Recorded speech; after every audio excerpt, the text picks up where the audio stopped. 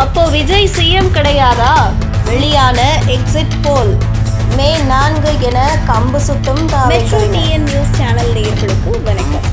தமிழ்நாடு சட்டப்பேரவை தேர்தல் கடந்த வாரத்தில் நடந்து முடிந்தது. தேர்தல் முடிவுகள் அடுத்த வாரம் வரவிருக்கின்றன. எப்படியும் ஆட்சியை பிடித்து விடுவோம் என்று தாவேகவினர் உச்சக்கட்ட நம்பிக்கையில் இருக்கின்றனர். சூழல் எப்படி இருக்க தேர்தலுக்கு பிந்தைய கருத்து கணிப்புகள் தற்போது வெளியாகி இருக்கின்றன. அவற்றில் திமுக தான் ஆட்சி அமைக்கும் என கணிப்புகள் சொல்கின்றன. தமிழ்நாடு சட்டப்பேரவை தேர்தலில் விஜய் கட்சி தனித்து களமிறங்கியது. விஜய் மட்டும் திருச்சி கிழக்கிலும் பெரம்பூர் தொகுதியிலும் களம் கண்டார். ஒரு தொகுதியிலாவது வென்றுவிட மாட்டோமா என்ற நினைப்பில்தான் அவர் 2 தொகுதிகளில் களம் கண்டார் என்ற விமர்சனங்கள் எழுந்தன. ஆனால் விஜய் தாவேகவினரோ இதையெல்லாம் காதில் போட்டுக்கொள்ளவில்லை.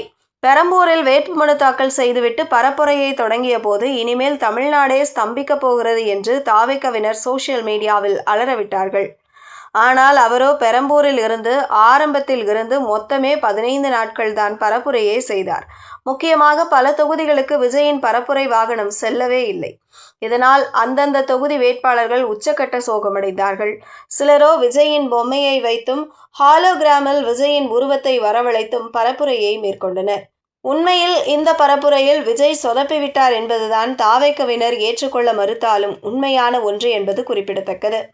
தேர்தல் வாக்குப்பதிவு முடிந்த பிறகு ஆக்டிவாகவே இருக்கிறார் விஜய். திருச்செந்தூர் முருகன் கோவிலுக்கு சென்றார். அங்கே சத்ரு சம்ஹார பூஜை நடத்தப்பட்டதாக நம்பத்தகுந்த வட்டாரங்கள் தெரிவிக்கின்றன. ஸ்ரீரடி சாய்பாபா கோவிலுக்கு சென்று நெக்குருகி வழிபட்டார். இதையெல்லாம் பார்த்த எதிர்த்தரப்பினர் விஜய்க்கு தோல்வி பயம்தான் காரணம், அதனால்தான் கோவில் கோவிலாக செல்கிறார் என்ற விமர்சனங்களும் எழுந்திருக்கின்றன. அதே சமயம் எப்படியும் தாவேக ஆட்சியை பிடிக்கும் என்ற நம்பிக்கையில் தாவேகவினர் இருக்கிறார்கள். அமைச்சரவை பட்டியலும் பனையூரில் தயாராகிவிட்டதாகவும் ஒரு பேச்சு ஓடுகிறது. அது தொடர்பான ஒரு பட்டியலும் சோசியல் மீடியாவில் லீக் ஆனது.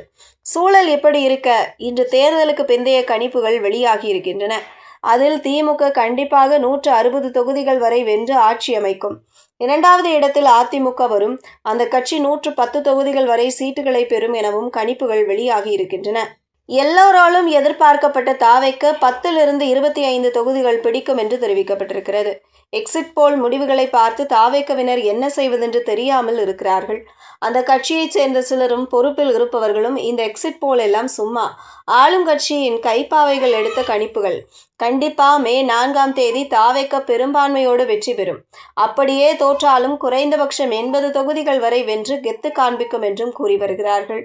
இதை பார்த்த சிலரோ தாவேகவினர் ஏன் இப்படி தனி உலகத்தில் வாழ்ந்து வருகிறார்கள், எக்ஸிட் போல் வந்த பிறகும் தாவேக தான் ஆட்சி அமைக்கும் என கம்பு சுற்றுகிறார்களே என்று கமெண்ட் செய்து வருகிறார்கள். செய்திகளை உடனுக்குடனும் துல்லியமாகவும் தெரிந்து கொள்ள மெட்ரோ